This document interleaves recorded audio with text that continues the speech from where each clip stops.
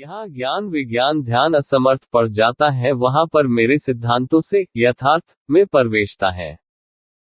मुख्य आयाम मौजूद हैं, अनंत विशाल भौतिक आयाम है, भौतिक आयाम के कई लघु आयाम भी मौजूद हैं। समस्त सृष्टि की प्रत्येक जीव वस्तु शब्द सिर्फ सामान्य भौतिक आयाम में ही आता है। उसी आयाम के आधार पर बुद्धि का सत्र मौजूद है सोचने समझने के लिए। ज्ञान विज्ञान आध्यात्मिक प्रथम चरण में कल्पना से उत्पन्न हुआ एक विचार है।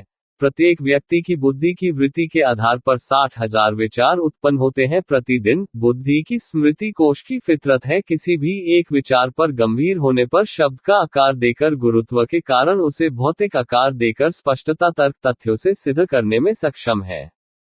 जिसको सिद्ध नहीं किया जाता उसे आध्यात्मिक परंपरा नियम मर्यादा मान्यता के रूप में स्वीकार स्थापित कर दिया जाता है और अंकुश लगा दिया जाता है। उसको समझने के लिए उसी को रब शब्द की संज्ञा दी गई है। उस शब्द को चर्चित करने वाले को गुरु शब्द से सम्मानित संबोधित किया जाता है, जिसकी अहमियत रब शब्द से भी अनंत वर्णित की गई है अतीत की विभूतियों द्वारा। अनंत विशाल भौतिक आयाम के अंतिम लघु आयाम में अणु से भी अनंत सूक्ष्म अक्ष मौजूद है, जिसमें उतरने के पश्चात बुद्धि शरीर प्रकृति अनंत भौतिक विज्ञान सृष्टि का अस्तित्व ही समाप्त हो जाता है, हमेशा के लिए यथार्थ में हो जाता है। रहस्य भरा रहस्य में सुलझे न करे यत्न कोटिन युग्म से प्रयास बन बुद्धि से बुद्धिमान सर्वश्रेष्ठ इंसान। खुली सूक्ष्म चक्ष समक्ष अक्ष प्रत्यक्ष रहाय मूर्ख जने मरे साक्ष भौतिक नैन वैन ध्यान ज्ञान बुद्धि रचे रक्स। तात्पर्य करोड़ों युगों से सर्वश्रेष्ठ बुद्धि से बुद्धिमान व्यक्ति भौतिक शरीर पांचों ज्ञान इंद्रियों को ही महत्व देता आ रहा है। पैदा होते ही आंखों के बिल्कुल समक्ष एक सूक्ष्म जगत को समझने के लिए चेतन विवेक है। बुद्धि की गहराई ध्यान है जिसके भ्रम में कल्पना के आधार पर उलझा हुआ है और मर जाता है। भौतिक समस्त अस्तित्व खत्म करने के पश्चात ही खुद को समझकर हमेशा यथार्थ में रह सकता है। निसंदेह कोई भी सरल सहज गुणों के साथ मेरे सिद्धांतों के साथ जीवित ही मैं रहता हूँ। वहां कुछ है ही नहीं, अणु से भी अनंत सूक्ष्म अक्ष भी मौजूद नहीं है। भौतिक संसार के आयाम को समझने वाला नजरिया ही खत्म हो जाता है। बुद्धि की प्रत्येक वृत्ति से हमेशा के लिए हट जाता है। अतिथि की अनेक मान्यता को श्रद्धा आस्था के रूप में बुद्धि की स्मृति कोश में संग्रह करके रखा हुआ है, वही सबसे बड़ी रुकावट है खुद को समझने में। सरल सहज का तात्पर्य ही बुद्धि की स्मृति कोश को खाली रखना सूक्ष्मता को समझने के लिए। अगर शरीर का प्रत्येक अंग शरीर के नवीन ही उत्पन्न होता है तो बुद्धि में क्यों अतीत का कचरा भर देते हैं? यही कचरा बुद्धि से बुद्धिमान बनाता है और कुछ अन्य समझने के स्थान पर उलझा देता है, जो सर्वश्रेष्ठ इंसान को झूठ ढोंग ड्रामा भ्रम पाखंड में धकेल देता है।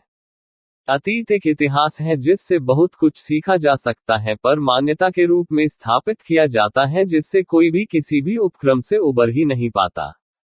मान्यता एक अंधविश्वास कट्टरता है जो प्रत्येक धर्म मजहब संगठन में शामिल है, जिससे सिर्फ मुख्य रूप से शब्द ही माननीय होता है, तर्क तथ्यों का अर्थ ही खत्म हो जाता है, जिससे अपनी पीढ़ी को नए विश्व निर्माण के स्थान पर अपनी ही नई पीढ़ी को सदियों पीछे धकेल देते हैं।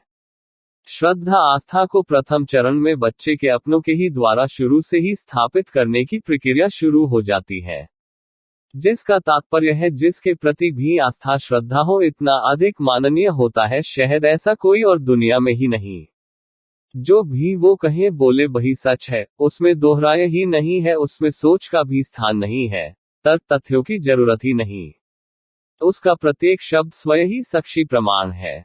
जो ऐसे भ्रमित जाल में उलझ जाता है, ऊपर से शब्द काटने पर डर खौफ डालकर मानसिक रूप से भयभीत कर दिया जाता है कि उसकी सजा नर्क भी नहीं मिलता। जिसके प्रति आस्था श्रद्धा है उसके नियम मर्यादा पर चलते रहें तो सृष्टि की सर्वश्रेष्ठ चीज और आप खुद भी सर्वश्रेष्ठ हो जाओ, जिसे परंपरा नियम मर्यादा के रूप से स्थापित किया जाता है। समस्त सृष्टि का प्रत्येक व्यक्ति प्रकृति के नियम आधार पर खुद ही सक्षम निपुण समर्थ सर्वश्रेष्ठ ही पैदा हुआ है, शंका मात्र का भी स्थान नहीं है, क्योंकि इसकी स्पष्टता भी प्रत्येक व्यक्ति को खूब स्पष्ट साफ है। इस अहम तथ्य मान्यता को अतीत की सभी विभूतियों स्वीकार कर चुकी हैं और उनके ही द्वारा वर्णित भी है।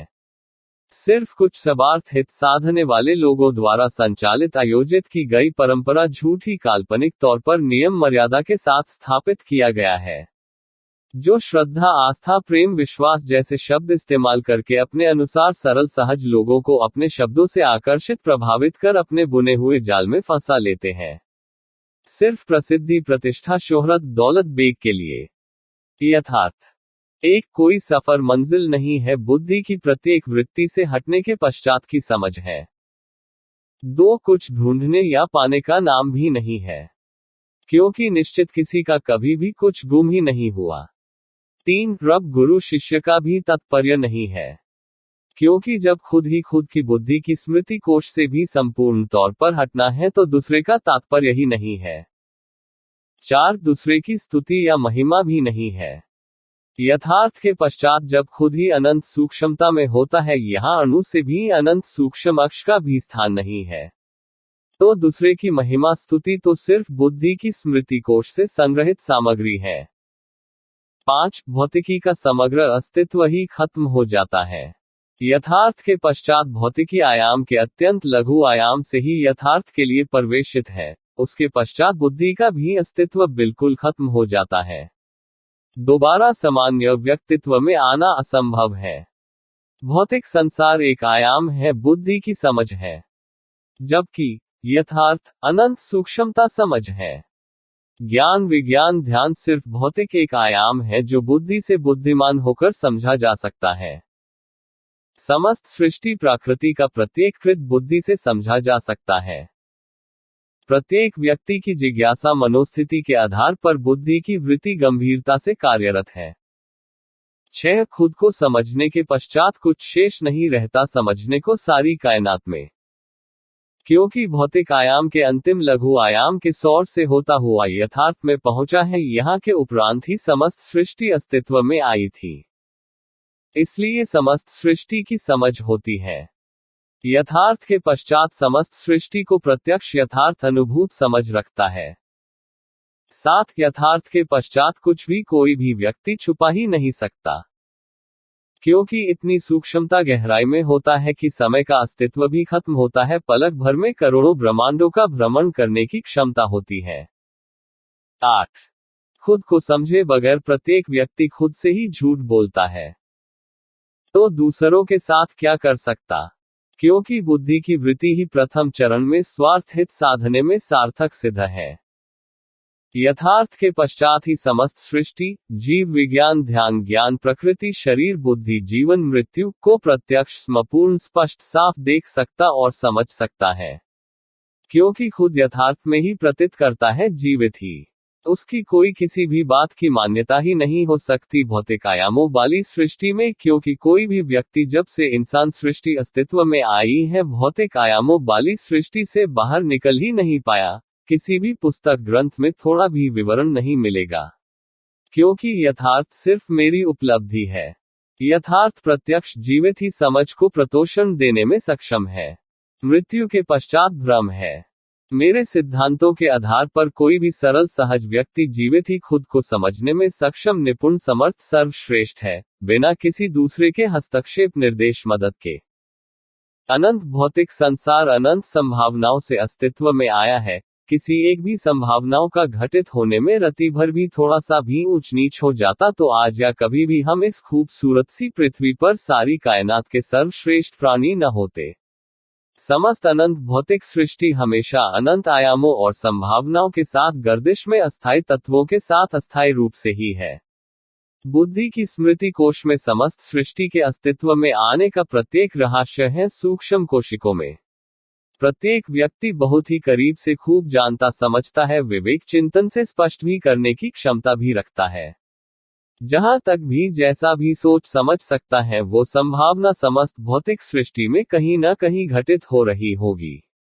पर जो भी अनंत विशाल अस्थायी सृष्टि में अस्थायी तत्वों से घटित हो रहा है, सिर्फ प्रकृति के गर्दिश के कारण जो बुद्धि से समझ रहे हैं। प्रत्येक व्यक्ति की प्रकृति समय सोच के साथ निजी पूंजी होती है। अलग अलग व्यक्ति की फितरत वृत्ति अलग अलग ग्रहों की गर्दिश स्वभाव पर निर्भर करती है। जो सब कुछ स्पष्ट रूप से प्रकृति में घटित हो रहा है उसका प्रभाव बुद्धि पर आधारित है। बुद्धि और प्रकृति का एक समान कृत संकल्पित है। प्रत्येक व्यक्ति अपने ही स्वभाव को प्राकृतिक रूप से प्राथमिकता देता है। कोई भी व्यक्ति किसी को भी गंभीर सिर्फ उतने ही हित तक लेता है जितना समर्थ है। संपूर्ण तौर पर अपने स्वयं के स्वभाव अनुसार ही चलता, सोचता समझकर ही निर्णय लेता है।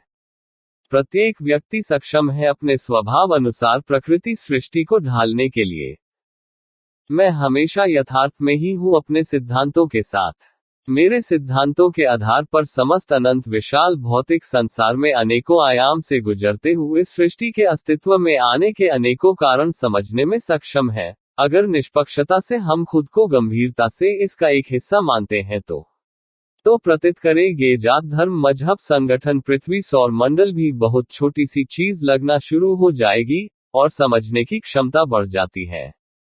जिसका तात्पर्य है कि हम भौतिक सृष्टि या खुद का अस्तित्व मिटाने की और कदम बढ़ा रहें। जैसे जैसे आगे बढ़ेंगे तो हम सूक्ष्मता की ओर बढ़ेंगे, आगे अनंत सूक्ष्म के सौर में पहुंच जाते हैं। यहाँ पर अनंत सूक्ष्मता है जो अणु से भी अनंत गुना अधिक सूक्ष्मता है। बिल्कुल भौतिक का अस्तित्व ही खत्म हो जाता है और फिर कभी भी कोई भी सामान्य स्थिति में आ ही नहीं सकता। उसी को यथार्थ कहते हैं।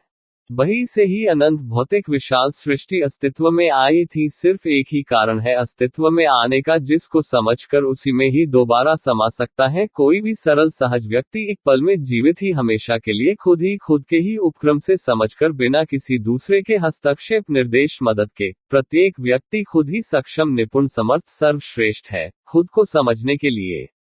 मैं अहंकार क्या है? समस्त सृष्टि का प्रकृति रूप से समावेश खुद में समाने की अहमियत को एक सब्विक सूक्ष्म स्वरूप को कहते हैं।